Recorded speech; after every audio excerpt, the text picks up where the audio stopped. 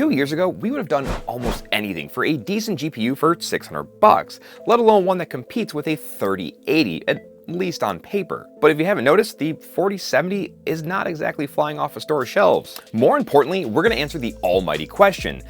Is this the mid-tier GPU you've been waiting for? Is it finally time to upgrade if you've been hanging on to your 10 series, your 20 series, or if you're one of the lucky ones and got your 30 series cards early, is it time for you to upgrade as well? We're going to find out how the 4070 performs in the real world against my average gamer's test bench and how it holds up against its previous generations of 10, 20, and 30 series, 70 series cards. We're going to dive into the specs, the performance benchmarks, and help you decide if the all-new, latest, and greatest version is worth the cost to upgrade. So if you're looking to level up your gaming experience, let's get started.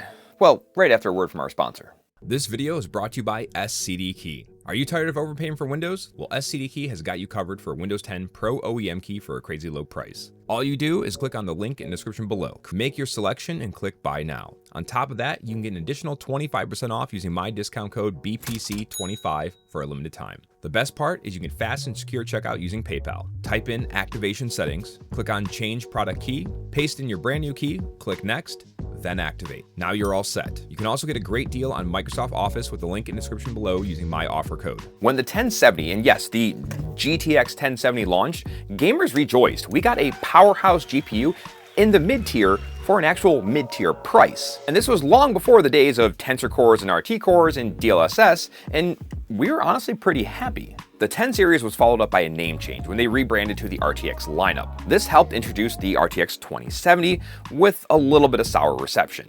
Now the 2070 did bring some amazing new tech like DLSS and ray tracing, and it performed kind of on par with the 1080, maybe a slight tick up. This was due to the inclusion of RT and Tensor cores for the first time in a consumer-grade card. The sour comes into play because this raised the MSRP for a 70 series card to $499, and it also killed off SLI. What's worse is with all that new tech and amazing features and everything else like that, there was almost nothing out there that supported it till over a year after launch. Before that, you had maybe a handful of titles that used one small portion of it. Now, I'm not trying to bash on the 2070 because honestly, it was a pretty decent card, just again at the wrong price, and this was actually mine that I used in my personal rig. This brings us to what should have been another promising launch, another chance for value, a time for gamers to rejoice once more, but those dreams were quickly flushed away. The 3070 brought us amazing performance and value, as it was competing with the previous generation RTX 2080 Ti, a $1,200 GPU, at the same MSRP as the 2070 of just $499. This was also the first time that Jensen's leather jacket actually started to look good on him. But in case you missed it, the result after launch was 2 years of shortages caused by scalpers, human malware, and allegedly Nvidia and AIBs selling to crypto mining operations. This in turn caused prices to skyrocket like we've never seen before, and has only just started to come down over the course of the last year, and they're still not really where they should be.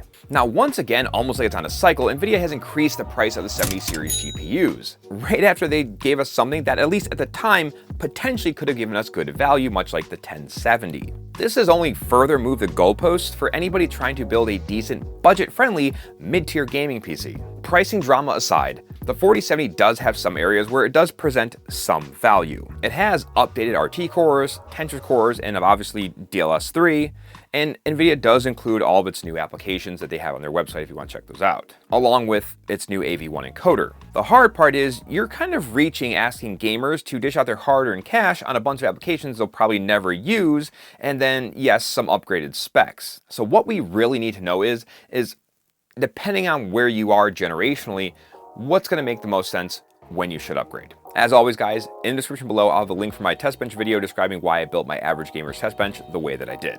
In this video, I ran all the tests at default high settings, no ray tracing, no DLSS, no rebar. I did it at 1080p, 1440p, and 4K to give you the best look at the raw performance across all the generations.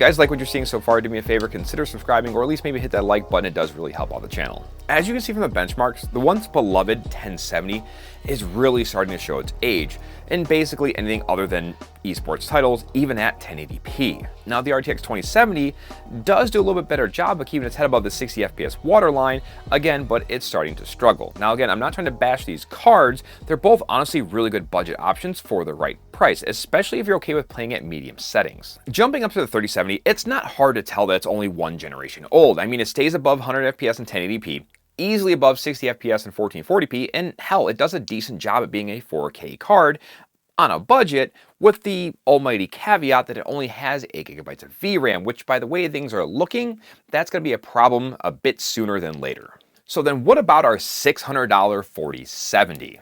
Now on paper, it does look good. It triples performance of the 1070 in some games. It doubles performance of the 2070 in some games. So for those two GPUs, it's honestly a fair upgrade strictly based on performance. When you contrast that to the 3070, it gets a lot more complicated. Games like Cyberpunk, it does like 30% better, which looks impressive, but then there's other games where it was basically on par.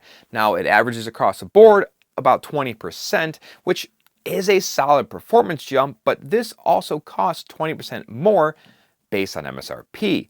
And then you take the used market into consideration and you can get a 3070, a decent one, for like 350 bucks. That is killer price to performance versus this guy. And then the 4070 gets further destroyed when you start looking at 3080s, again in the used market. You can snag a decent 3080 for under $500. So you're talking about on par performance for 20% less, and the 3080s supposedly do a little bit better in 4K.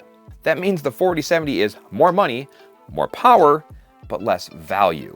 I do think this is a good card. It's just overpriced. It does have the saving grace that the fact it does have 12 GB of VRAM, which should hopefully help increase the longevity over time. So if you want to see how this really performs against a 3080, you're going to have to get subscribed and see my upcoming video on that. Before you do that, check my merch down below to help support the channel. Please hit that like and subscribe button, and I'll catch you in the next one.